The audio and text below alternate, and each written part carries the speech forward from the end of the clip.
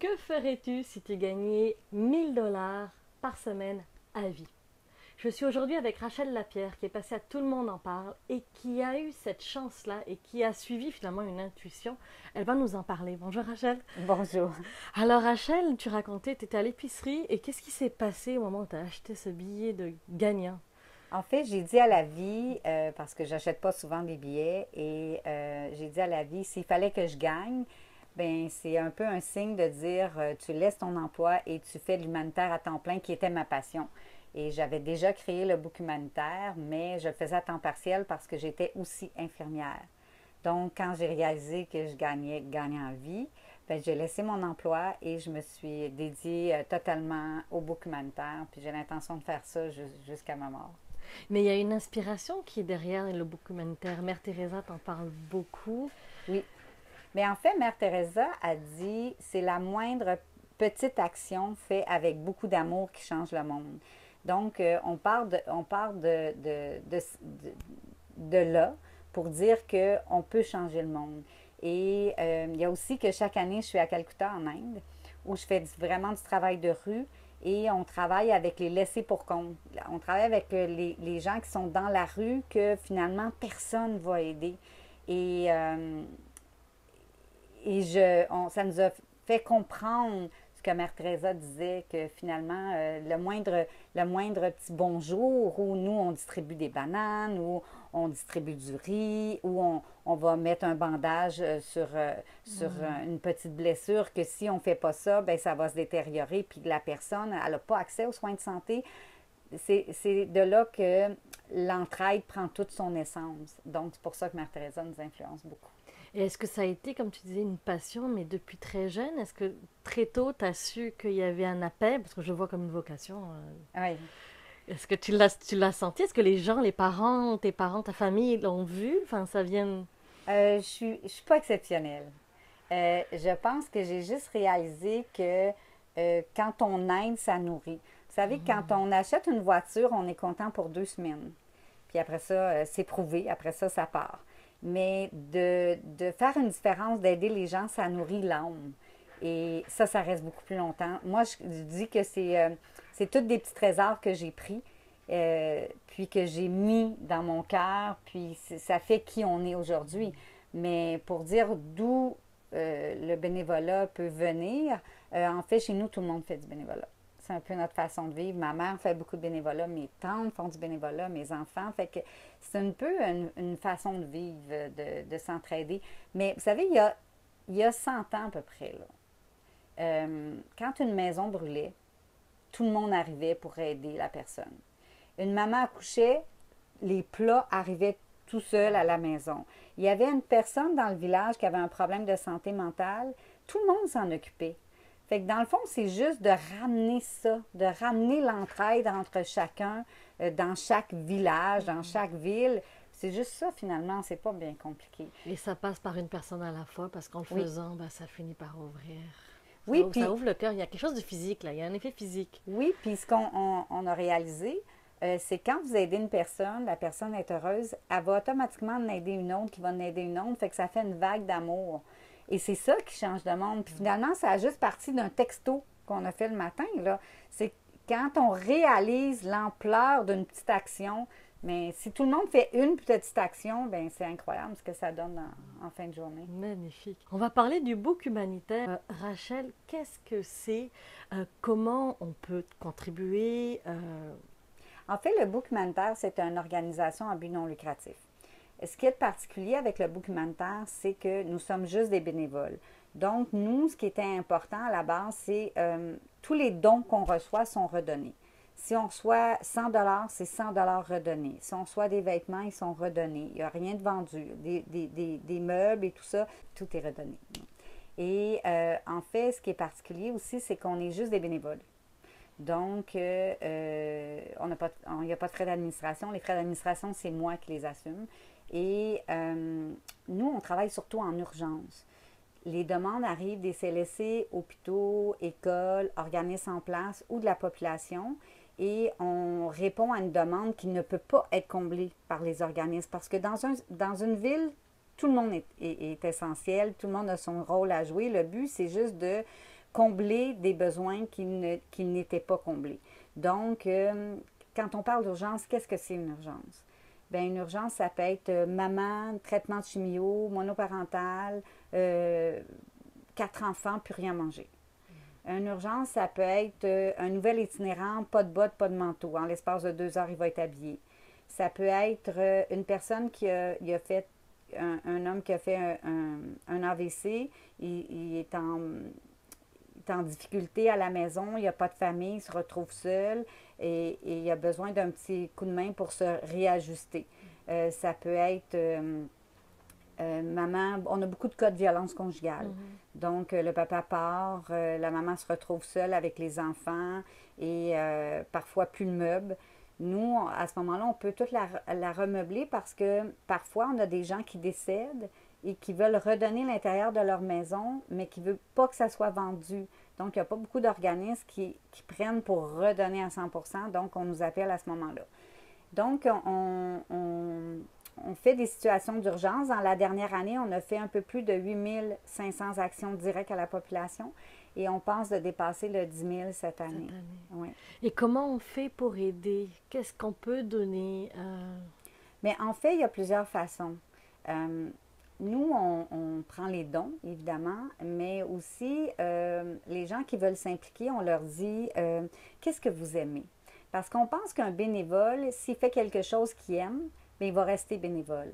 Je vais vous donner un exemple. Un jour, il y a une dame qui m'a appelée, elle a dit « Je voudrais faire une différence. » J'ai dit « Mais vous faites quoi dans la vie? » Elle dit « Je suis professeure de cuisine. » Je dis « Parfait. » Je dis « Est-ce que vous auriez envie de faire des gâteaux à la Saint-Valentin pour donner aux femmes du Chaînon? » Donc, elle, ça a été son projet. On met en lien des jeunes, des écoles, parce que maintenant, il y a de plus en plus de bénévolat à faire là, pour les écoles internationales ou les écoles qui sont plus axées sur l'entraide. Donc, nous, on trouve un projet pour chaque étudiant. Un étudiant qui aime faire du vélo, exemple, parce qu'on a eu le cas dernièrement, je lui ai dit, mets sur ton Facebook que tu cherches 3 vélos. Je vais te mettre en lien avec une famille immigrante qui vient d'arriver. Tu vas leur donner un vélo et tu vas aller leur montrer la piste cyclable une journée. Mais il dit, madame, c'est pas du bénévolat. Je dis, oui, ça, c'est du bénévolat. On a d'autres jeunes qui montent à dessiner à des gens malades. On a des jeunes qui tricotent avec des jeunes filles du Burundi. On a des jeunes qu'on a associés avec des jeunes Syriens pour faire des activités. Le week-end, on a des enfants qui font de la cuisine avec leurs parents et arrivent au documentaire puis on leur donne des adresses pour aller livrer la nourriture à des gens qui ont moins à manger. Donc, pour nous, chaque bénévole est important. Et que ce soit un enfant, que ce soit un adulte, on fait finalement la promotion des bonnes actions. Pour nous, que ça passe par le documentaire ou non, c'est pas ça qui est important. Et c'est une éducation, là. Il y a toute une éducation à faire quelque part. Comme book ta bonne action. Puis on fait aussi des journées, là on est en train d'ouvrir des cellules du documentaire un peu partout, mais on a des journées aussi types qui reviennent chaque année, comme Nouveau Regard. Nouveau Regard, c'est qu'on prend des femmes qui sont en transition de vie, prêtes à retourner sur le marché du travail et il y a un chauffeur qui va les chercher le dimanche matin, les amène dans un salon de coiffure, ils ont coiffure, manicure, maquillage, nouveaux vêtements, cadeaux, repas et ils retournent chez elles prêtes à reprendre un nouveau départ. Ça, c'est une journée qu'on aime beaucoup. On a dans la période des fêtes, on sert 550 repas. La journée de Noël, on fait les paniers de Noël, on fait des distributions massives de manteaux et bottes. On est souvent à la Maison du Père à Montréal ou dans le parc Amélie-Gamelin. On se promène un peu partout. On fait beaucoup de distributions dehors, nous. Donc, parce qu'on essaie d'être le plus près des gens possible et on fait nos voyages humanitaires. Qu'est-ce que ça a changé dans ta vie depuis que tu fais ça? Qu'est-ce que j'ai presque envie de dire au niveau spirituel même, mais il y a quelque chose que je perçois, que j'ai pas de mots encore, mais il y a quelque chose. En fait, personnellement, j'ai l'impression d'être sur mon X.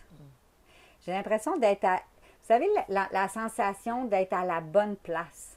Et ça, j'avais eu ce feeling-là. Je travaillais, moi, pour Médecins du Monde après le tremblement de terre en Haïti. J'étais en Haïti.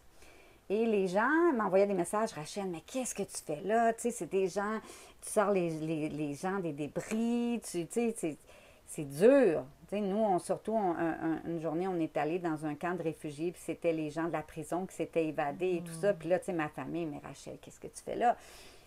Puis j'ai dit, je peux pas l'expliquer, j'ai vraiment l'impression que je suis à la bonne place. Donc, je pense que c'est important de trouver sa voie. Tu sais, moi, je peux plus imaginer ma vie sans le documentaire. Ça fait comme partie de ma vie. Et c'est un sentiment de bien-être incroyable.